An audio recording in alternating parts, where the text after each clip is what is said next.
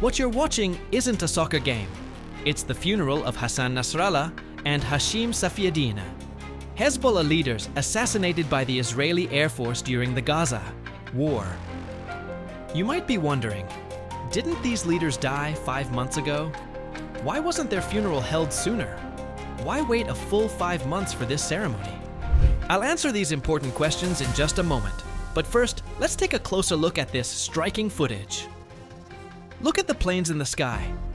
Those are Israeli Air Force jets flying over the funeral at a low altitude and an almost deliberately slow speed. Why? They're flying low and slow so everyone below can see them.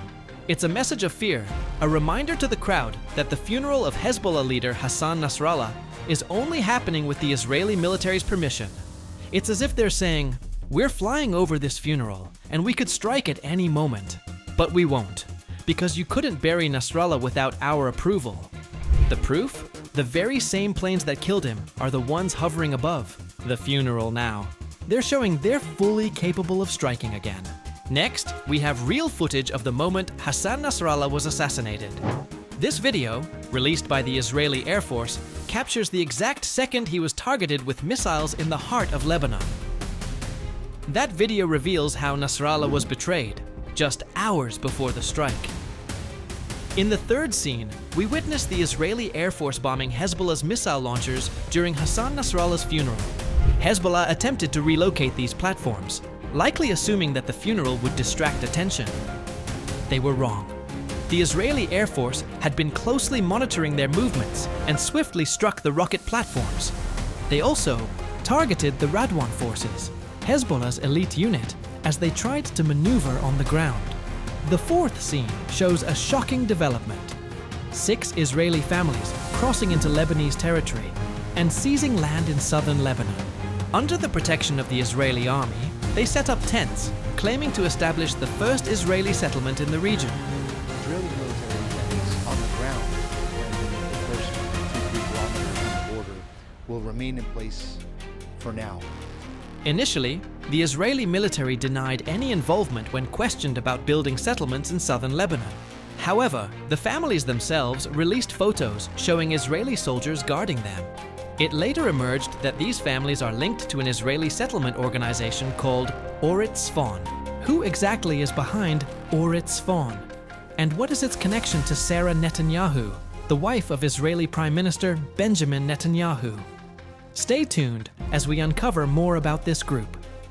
In the fifth scene, we see Israeli forces positioned on 5 strategic hills deep inside Lebanese territory. These are the very same hills Hezbollah once used to shell northern Israeli settlements before the war, actions that led to the displacement of 60,000 Israeli settlers from their homes. Now, the Israeli army controls these key locations, using them to monitor all of southern Lebanon, covering the eastern, western, and central sectors.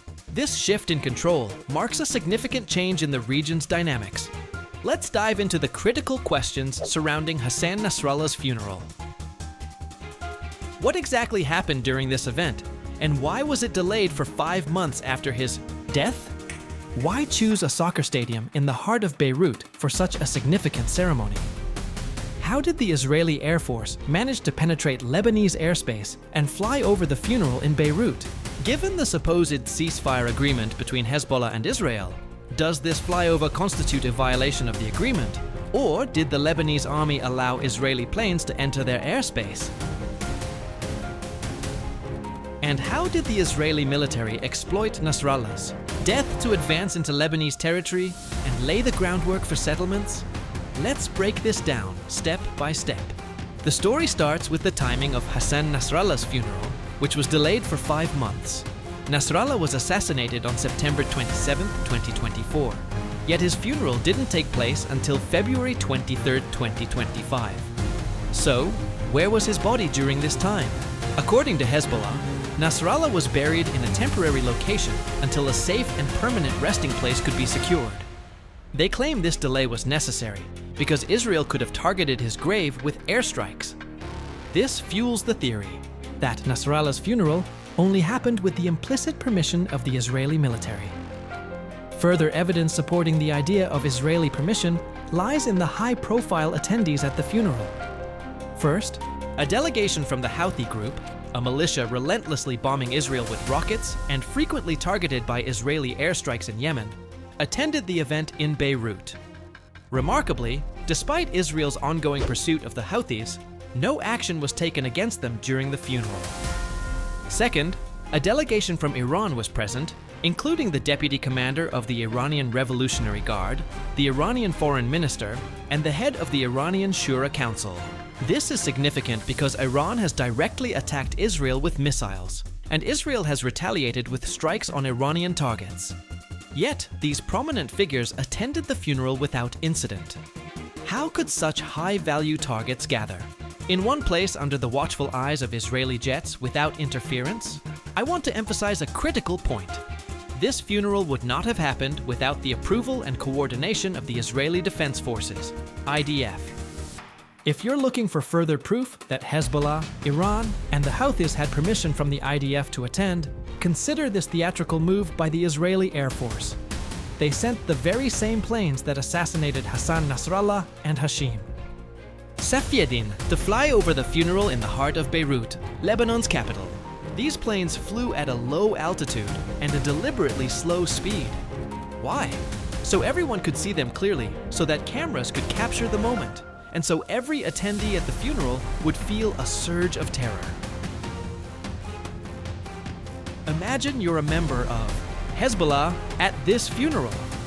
When you see Israeli planes hovering above, your first thought is inevitable. They're going to strike. This fear is natural, given the devastating blow the Israeli military has dealt to Hezbollah. They've already killed Hassan Nasrallah and Hashim Safieddine, the first and second ranking leaders of the group. So, when the same planes that took them out fly over their funeral, it's only logical to assume they're coming for you next. The moment the sound of those jets filled the sky,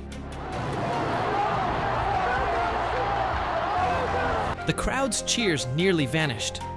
People forgot the funeral, forgot Nasrallah's body, and focused solely on the planes as if bracing for missiles to strike at any second. But as the planes moved away without attacking, the chanting grew louder again, almost as if in relief. Some of you might wonder, couldn't the Israeli planes have been there by chance? Maybe they got lost or were en route to bomb Hezbollah missile launchers, as we discussed earlier, and just happened to appear over the funeral. Let me be clear, this was no coincidence. Israel's defense minister officially stated to Yediot Aharonot newspaper that the Israeli Air Force flew over Hassan Nasrallah's funeral deliberately to send a stark reminder to Hezbollah and Iran. The message? If they dare to repeat Nasrallah's actions, their fate will be the same as his. So no, the presence of Israeli planes over the funeral was not a coincidence. It was a calculated display of power. Let's discuss the ceasefire agreement between Israel and Hezbollah, signed on November 27, 2024. Since that date, Israel has violated this agreement a staggering 1,000 times. During this period, Israel bombed Hezbollah targets 100 times, yet Hezbollah has not retaliated even once. So, what has Hezbollah been doing instead? Shockingly, they've turned their aggression inward, attacking the Lebanese army under the pretext that it failed to protect Lebanon from Israeli bombardments. This is the same Hezbollah that has undermined the Lebanese army to monopolize military power in the country. It's the same Hezbollah that dragged all of Lebanon into armed conflict with the Israeli army, causing the displacement of 1.4 million Lebanese citizens from southern Lebanon. It's the same Hezbollah responsible for the deaths of 4,000 Lebanese and injuries to 177,000 due to its war with Israel. And it's the same Hezbollah that transformed Lebanon, once known as the Paris of the Middle East, into a nation plagued by explosions, aerial bombardments, and constant displacement, all because of its ongoing conflict with the Israeli army. Here's the reality. Israel initially refused to withdraw from southern Lebanon by the agreed-upon date in the ceasefire treaty, setting a new deadline for February 18, 2025. Some might say, that's fine. They eventually withdrew, right? I say no, it's not fine. Yes, the Israeli army did withdraw from several villages in southern Lebanon on February 18th, including Yaron, Maroun al-Ras, Blida, Meis al-Jabal, Hula, Markaba, Dis, Kafr and Wazani. But they didn't fully leave Lebanese territory. Instead, they seized control of 5 strategic hills deep inside Lebanon. These hills alone give Israel the ability to monitor and dominate the very villages they supposedly vacated. In theory, the Israeli army honored the treaty by withdrawing from the villages. In practice, they never truly left. Rather than retreating completely, they moved upward, positioning themselves on hills to oversee southern Lebanon. With their weapons and surveillance equipment, they can observe everything happening in these villages and bombard them with artillery at will. Essentially, southern Lebanon has become their domain. Do you know where we've seen this exact scenario play out before? In southern Syria. There, the Israeli army occupied Mount Hermon and established military bases on strategic hills. From these vantage points, they can monitor all movements from southern Syria to the capital, Damascus, which, by the way, is not far from the southern region. With their heavy artillery, they can target anything they choose across this expanse. The parallels to southern Lebanon are striking and deeply concerning.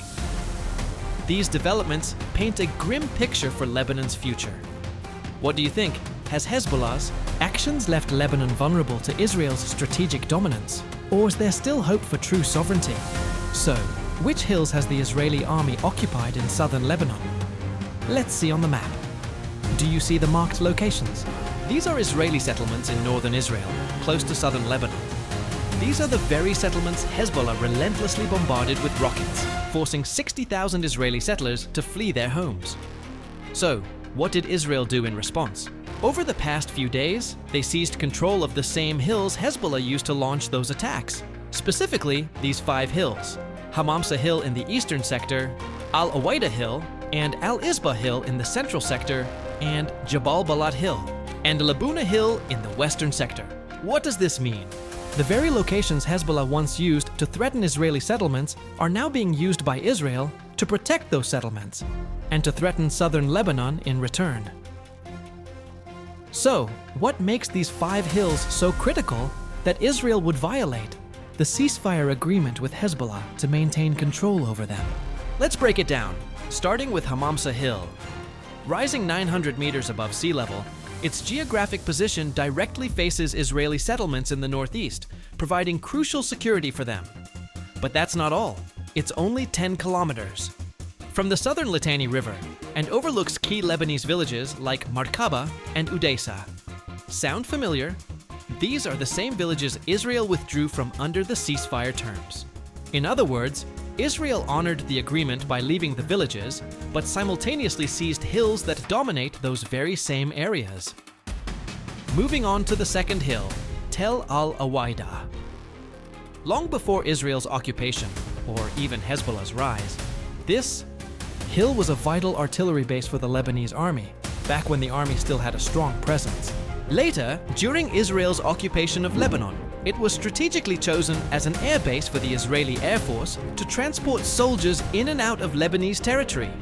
Why is it so militarily significant? It offers unparalleled visibility at the highest point between the eastern and central sectors. From here, Israel can monitor the entire eastern sector, Lebanese valleys like Wadi al-Saluki and Al-Hajar, and villages north of the Litani River. Most critically, it secures Israelis, settlements such as Manara and Maskaf Am. The third hill, Tel al-Isba, holds another strategic edge. This hill directly overlooks the Litani River. Israel wants its water. On the other side, it safeguards Israeli settlements like Zarit and Shamira. Fourth, Jabal Balat Hill is located just 25 feet from the blue line along Lebanon's border. It provides a clear view of Lebanese villages in the central and western sectors. It also secures Israeli settlements such as Shtula and Zarit. Finally, the fifth hill, Labuna Hill, is 12 feet from the border. It protects some of the most important settlements in Israel's western Galilee region, including Rosh Hanikra, Shalomi, and Nahariya. What we're seeing in southern Lebanon mirrors exactly what Israel has done in southern Syria.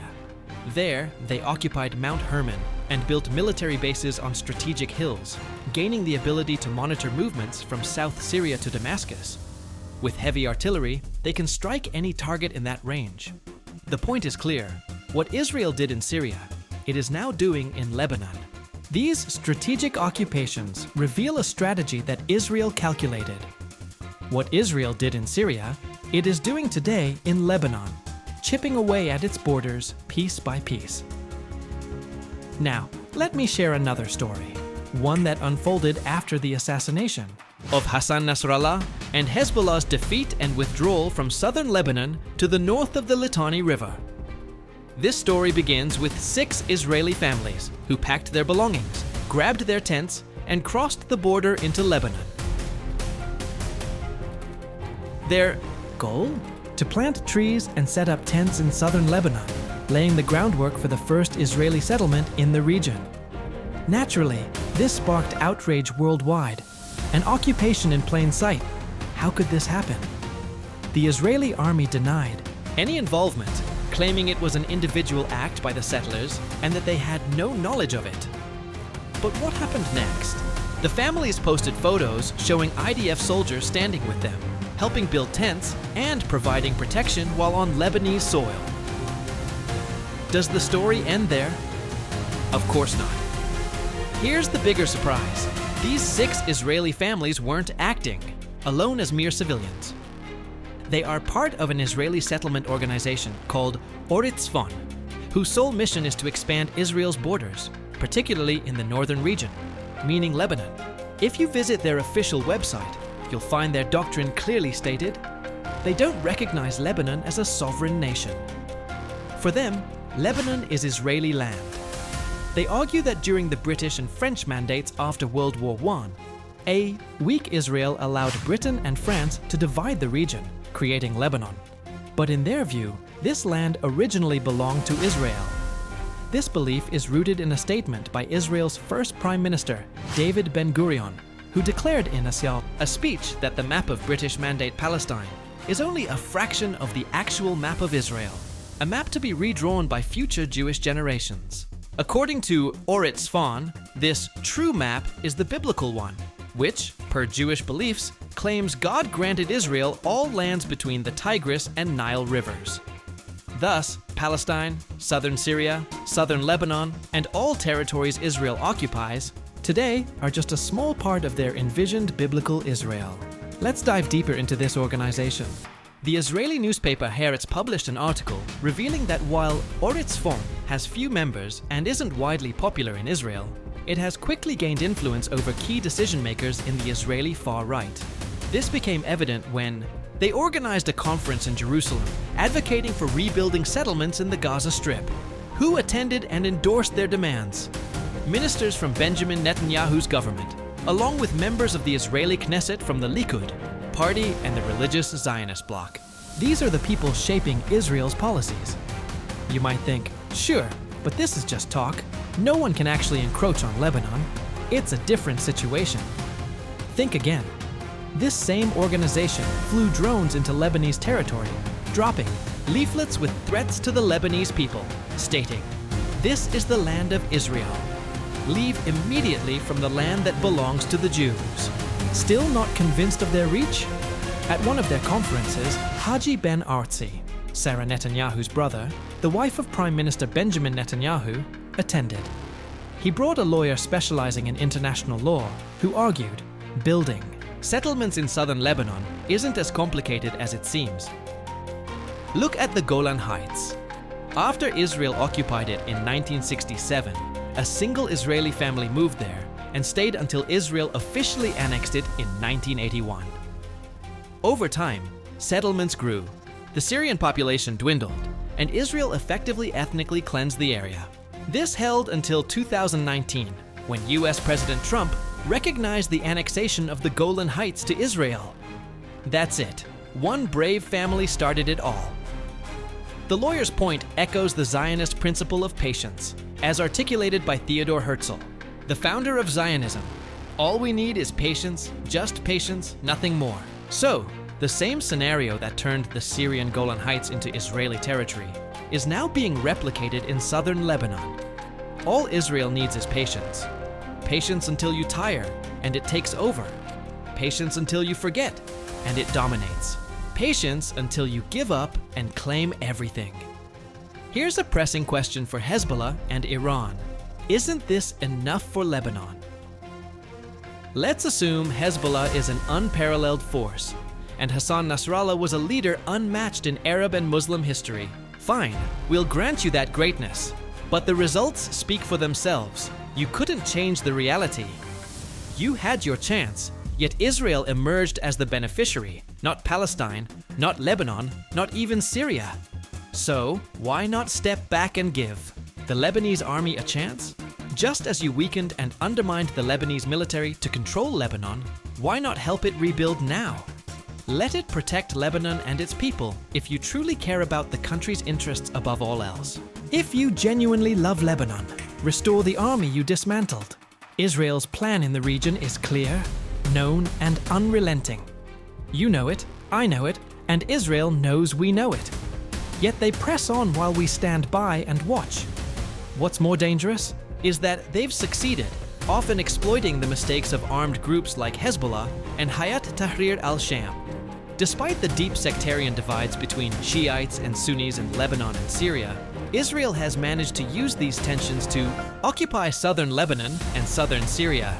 Even more striking, they're hitting at the heart of Iran, and Iran remains silent. Don't underestimate the Israeli planes that flew over Hassan Nasrallah's funeral, a deeply insulting act. Not only did they soar over Beirut, Lebanon's capital, but they did so over the funeral of a leader they assassinated, as if to declare, "I rule, I control, I instill fear, and I feel none." Yet neither the Lebanese army, nor Hezbollah, nor the Houthis, nor Iran with all its militias could respond.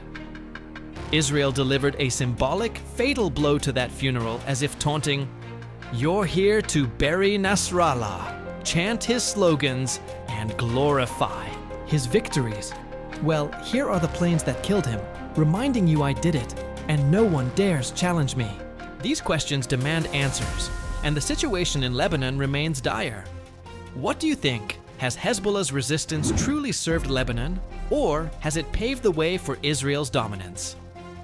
Share your thoughts in the comments below. If this analysis has given you a new perspective, make sure to like, subscribe, and hit the notification bell for more in-depth coverage. Until then, stay informed, stay sharp. This is Geopolitical Deep Dive.